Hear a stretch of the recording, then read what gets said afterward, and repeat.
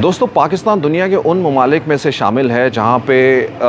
Ratio of voting जो है वो बहुत कम है। हम पाकिस्तान को जब ये समझते हैं कि यहाँ पे बहुत आगाही आ भी गई है, लेकिन जब हम इन सारी चीज़ों को, स्टैटिस्टिक्स को देखते हैं तो हमें ना सिर्फ एक शर्मिंदगी का सामना करना पड़ता है बल्कि एक सवाल या निशान भी ये हमारे लिए खड़ा करता है। बहरहाल, इस बताने की वजह क्या थी, उसकी वजह यह है कि पाकिस्तान में आज के दिन यानी 16 अक्टूबर के दिन ज़िमनी इलेक्शन हो रहे हैं 8 कौमी हलकों के ऊपर और 3 सूबाई असम्बली के हलकों के ऊपर। और वो लोग बहुत लकी हैं जिनको एक बार फिर से ये मौका मिल रहा है कि वो अपने नुमाइंदगान को चुन सके या फिर जो है अपने वोट की ताकत से जो है वो अपने कैथारसिस कर सकें, बता सकें कि पाकिस्तान की कौन सी सिमत ठीक है या कौन सी सिमत नहीं ठीक है।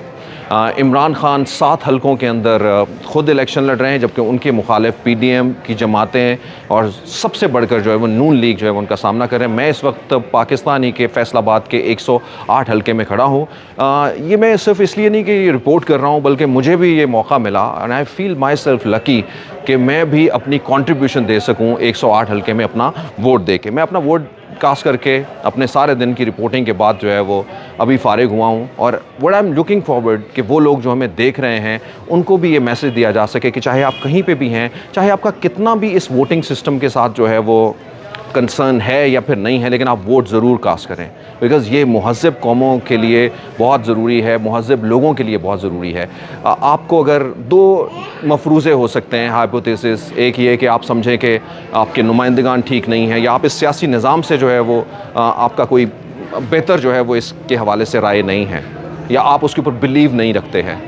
तब वोट नहीं आप देते। शायद यही वजह है कि जिस तरह हमने आपको पहले भी बताया कि पाकिस्तान उन ममालिक में कि 50% से ज़्यादा या 50% तक जो है वोटिंग अगर होती है तो उससे ज़्यादा लोग वोट देते ही नहीं हैं, और उन्हीं में से फिर आपके नुमाइंदे जो है वो चुन लिए जाते हैं। और कहीं ज़्यादा तादाद जो है वो ऐसी बैठी होती है अपने घरों में, या फिर जो अपनी इल्म व आगाही या अपनी सहूलियात की बिना के ऊपर वोटिंग स्टेशन के ऊपर पहुँच ही नहीं पाते हैं। सो दोस्तों, मैंने जिस तरह से कहा था 2 मफरूज़े हो सकते हैं। एक ये कि आपका इस निज़ाम से जो है वो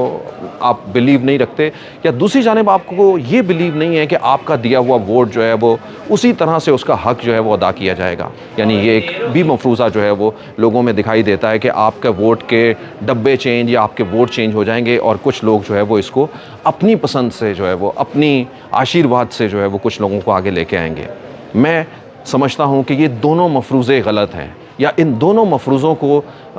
चाहे कहीं ना कहीं आपकी स्पेस हो भी, तब भी इसको हराने का जो है वो एक ही तरीका है, और वो ये है कि आप अपने वोट की ताकत से बदलने की कोशिश करें, बताने की कोशिश करें उन लोगों को जो